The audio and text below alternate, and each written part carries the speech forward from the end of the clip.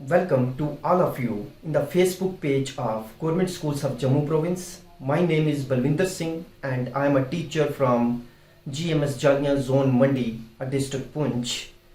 तो आज फिर से हम आज़ादी का अमृत महोत्सव के तहत एक नया टॉपिक लेके आए हैं। तो वो आज का जो हमारा टॉपिक है वो है यूनाइटेड नेशन ऑर्गेनाइजेशन। तो आज हम यूनाइटेड नेशन ऑर्गेनाइजेशन के बारे में और इंडिया का क्या रोल है यूनाइटेड नेशन ऑर्गेनाइजेशन में उसके बारे में हम बात करेंगे। तो इसको पढ़ने से पहले हमें वर्ल्ड वार वन के बारे में पता होना चाहिए। फर्स्ट वर्ल्ड वार कब लगी और इसके क्या नतीजे हुए। तो आप सब जानते हैं कि 1914 में वर्ल्ड वार फर्स्ट शुरू हुई और 1918 तक ये वर्ल्ड वार चली और इस वर्ल्ड वार में बहुत ज़्यादा तबाही जो है वो हमें देखने को मिली। पूरी दुनिया में जो था वो तबाही का मंजर था। तो इस तबाही को बचाने के लिए उस समय के जो अमेरिकन प्रेसिडेंट थे जिनका नाम वुडरो विल्सन था, उन्होंने एक डिसीजन लिया कि एक ऐसी ऑर्गेनाइजेशन का निर्माण करना है, एक ऐसी ऑर्गेनाइजेशन का गठन करना है जो कि आगे चल के फ्यूचर में हमें हमारे दुनिया में एक शांति को स्थापित करे, पीस को स्थापित करे। तो इन्हीं के जो था एफर्ट से एक ऑर्गेनाइजेशन का गठन किया गया जिसका नाम था द लीग ऑफ नेशन और ये ऑर्गेनाइजेशन जो थी 10 जनवरी 1920 को इस्टेब्लिश की गई। अब इस ऑर्गेनाइजेशन के इस्टेब्लिश होने के बाद हमारी जो इंडिया थी इसकी एक एक्टिव मेंबर बन गई। इंडिया का बहुत बड़ा जो था वो रोल था इस ऑर्गेनाइजेशन के पीछे।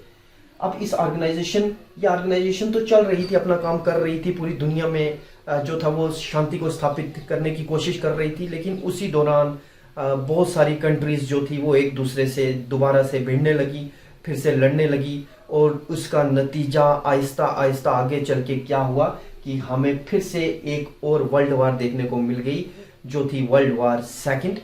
और ये भी आप सब जानते हैं कि 1939 में ये वर्ल्ड वार शुरू हुई थी और 1945 तक ये वर्ल्ड वार चली और इसने इतनी ज़्यादा तबाही की, वर्ल्ड वार फर्स्ट से भी बहुत ज़्यादा, क्योंकि एडवांसमेंट और टेक्नोलॉजी बहुत आगे निकल चुकी थी। हमारे पास एटम बम, न्यूक्लियर बम्स जो थे वो आ चुके थे।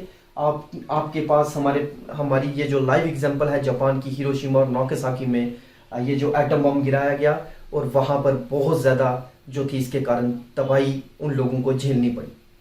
तो इन सब चीज़ों से बचने के लिए उस समय के जो प्रेसिडेंट थे, अमेरिकन प्रेसिडेंट जिनका नाम फ्रैंकलिन डी रूजवेल्ट था, उन्होंने फिर से एक डिसीजन लिया कि क्यों ना जो हमारी लीग ऑफ नेशन थी जो कि विफल हो चुकी थी उसे दोबारा से रिवाइव किया जाए, उसे इम्प्रूव किया जाए और एक नई ऑर्गेनाइजेशन का गठन किया जाए।